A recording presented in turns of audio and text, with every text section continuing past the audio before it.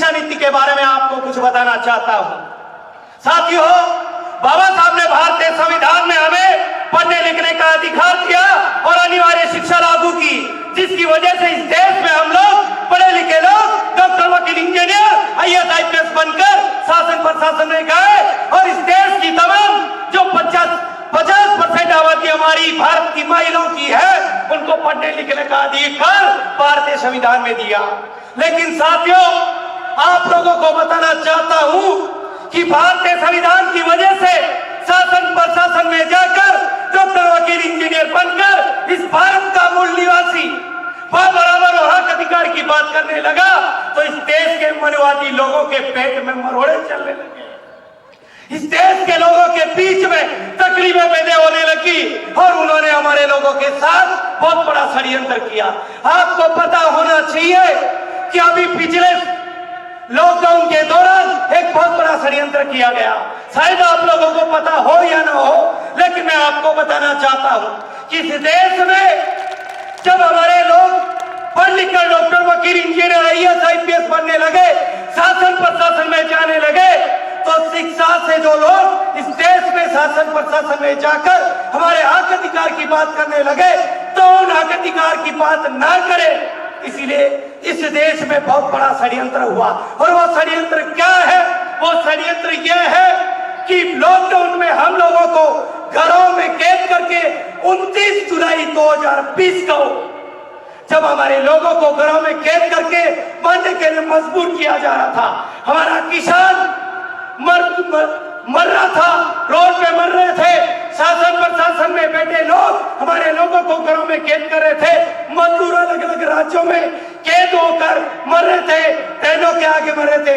उस समय इस देश की गूंगी बेरी और चौकीदार और तड़ीपार की सरकार की जिम्मेदारी थी कि उन लोगों को भूख से मर रहे उनको खाना खिलाए, किसान मजदूरों को अपने घरों तक पहुंचाए, वो उनकी जिम्मेदारी थी।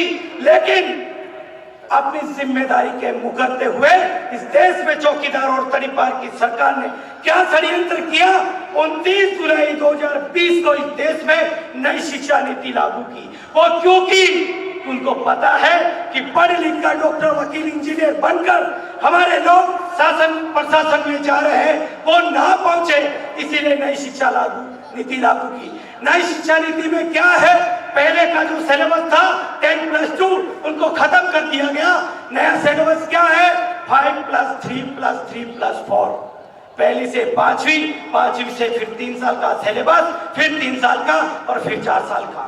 नई शिक्षा नीति क्यों लागू की? 34 साल बाद देश में नई शिक्षा नीति लागू की। उसका लागू करने का क्या जरूरत थी?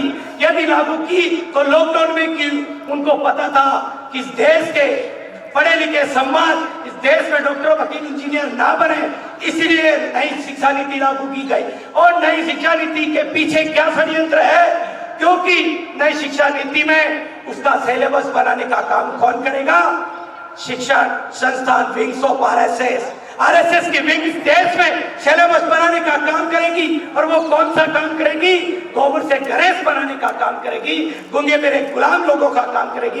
इस देश में शिक्षा की देवी सावित्रीबाई फुले है, लेकिन इस देश में ब्राह्मणी व्यवस्था के अकॉर्डिंग नई शिक्षा नीति में वही हमारे लोगों को बताएंगे कि शिक्षा की देवी सरस्वती है, जिसका कोई अता पता नहीं है। मैंने एक RTI लगाई थी इस देश में और राजस्थान के शिक्षा विभाग को कि शिक्षा की देवी सावित्री सरस्वती कहाँ पैदा हुई, कौन सी स्कूल कॉलेज से डिग्री ली। तो 2 दिन में मेरे पास 500 लोगों के फोन आते हैं, धमकी मिलती है कि तूने कौन सी RTI लगा दी। मैंने RTI लगाकर सरस्वती को नंगा कर दिया कि सरस्वती शिक्षा की देवी नहीं है, शिक्षा की देवी है तो सावित्रीबाई फुले है, जिसने इस देश में शिक्षा के लिए लड़ाई लड़ी। इसलिए साथियों, नई शिक्षा नीति में हमारे लोगों के साथ षड्यंत्र किया गया और आने वाले समय में क्या होगा? इस देश में हमारे लोग डॉक्टर, वकील, इंजीनियर नहीं बनेंगे। क्या किया? नई शिक्षा नीति में पहले से 5वीं तक, फिर उन्होंने स्किल डेवलपमेंट एजुकेशन का बात की है। कौन सी एजुकेशन? 5वीं से 6वीं, 7वीं, 8वीं आपका बेटा क्या करेगा? स्कूल में जाके क्या करेगा? डेंटिंग पर पेंटिंग करना सीखेगा, वहाँ खेती करना सीखेगा। कोई कबाड़ी का व्यक्ति है, उसको वो सिखाएगा। उदाहरण के तौर पे यदि मान लो कोई एक नाई समाज का बेटा है, तो उसको स्कूल में जाके एक क्लास में कैंची पकड़ के उसको बाल काटना सिखाएंगे। 6 में आके उसका बेटा कैंची चलाना अच्छी तरीके से सीख जाएगा। 7 में आके वो सैलून बाल काटने वाला कारीगर बन जाएगा। और 8 में आके क्या करेगा? आगे पढ़ के क्या करना? खुद का सैलून खोल लूं या 20-25 हजार रुपए में खुद कमा लूंगा। जब हमारा बेटा 10वीं 12वीं बीएड बीपीएड नहीं करेगा तो IAS IPS कैसे बनेगा? जब IAS IPS ना बनेगा तो शासन प्रशासन में कौन जाएगा? जब शासन प्रशासन में हमारे लोग नहीं होंगे तो हमारे हक अधिकार की बात कौन करेगा?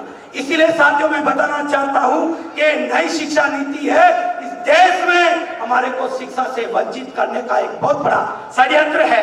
इसीलिए साथियों मैं आप लोगों से निवेदन करना चाहता हूं कि नई शिक्षा नीति के बारे में आप लोगों को जानकारी होना बहुत जरूरी है। हमारे बहुत सारे लेक्चरर प्रोफेसर हैं, उनको भी पता नहीं है। जिस प्रकार चौकीदार ने कहा था 15-15 लाख रुपए तुम्हारे खाते में आएंगे, हमारे लोग खुश हो गए कि आ जाएंगे मेरे खाते में। आज दिन तक नहीं आए। वही हालत नई शिक्षा नीति का है। ये देखने में और बोलने में अच्छी है, लेकिन इसकी हालत बहुत खराब है। मैं कहना चाहता हूं गौतम बुद्ध के समय में इस देश में तक्षशिला, नालंदा, पंचशिला, उज्जैनी बहुत बड़ी बड़ी यूनिवर्सिटियां हुआ करती थी। आज भारत की क्या कंडीशन है? टॉप 100 यूनिवर्सिटियों में एक भारत की यूनिवर्सिटी नहीं है। और मैं राजस्थान की बात करना चाहता हूं तो मैं आप लोगों को बता देना चाहता हूं पिछले 3 साल से इस राजस्थान राज्य में SC ST OBC माइनॉरिटी के लड़कों को, बच्चों को स्कॉलर नहीं मिली है। पहले तो कहते थे स्टेट में कांग्रेस और सेंट्रल में बीजेपी, अब तो सेंट्रल में और स्टेट में चौकीदार तरीपार की सरकार है। फिर स्कॉलर क्यों नहीं मिल रही है? इसका जिम्मेदार कौन है? वही लोग हैं, उनके लिए आप लोगों को समझना होगा। वर्तमान राजस्थान में कुल 1728 विश्वविद्यालय महाविद्यालय है। कितने? 1728। उसमें से मात्र 192 सरकारी है। 1728 में से 192 केवल सरकारी है। 15 सरकारी वित्तीय महाविद्यालय है, 7 स्वयंपोषी संस्थाएं हैं और 6 निजी सहभागिता वाले हैं। मतलब 1728 में से मात्र 220 सरकारी महाविद्यालय है, बाकी सारे के सारे प्राइवेट है। इस देश में नई शिक्षा नीति के माध्यम से शिक्षा को बेचा जा रहा है और हमारे लोगों को इनडायरेक्ट रूप से अंगूठा काटकर उनको वापस मानसिक गुलाम बनाने का काम किया है। इसीलिए आप लोगों को हमको समझना होगा।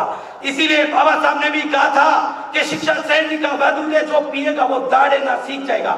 इसलिए आप लोगों को भी सबसे ज्यादा अपनी बहन बेटियों को पढ़ाना है, अपने भाइयों को पढ़ाना है, क्योंकि बहन पढ़ेगी तो 2 परिवार को सुधारेगी। इसलिए आप लोगों को याद से प्रण करके जाना है कि हमारी आने वाली पीढ़ी को पढ़ाना है, लिखाना है और इन जो षड्यंत्रकारी लोग हैं उनका खुल के मुकाबला करना है। कर सको अपनी वाणी में तो वो शर पैदा करो, कर सको अपनी वाणी में तो वो शर पैदा करो, रुख हवाओं का मोड़ दे वो शर पैदा करो। चाहते हो घर मान सम्मान से जीना साथियों, चाहते हो अगर मान सम्मान से जीना साथियों तो हर घर में एक एक अम्बेडकर पैदा करो, एक एक अम्बेडकर पैदा करो। जय भीम, जय भारत, जय मूल निवासी, जय संविधान।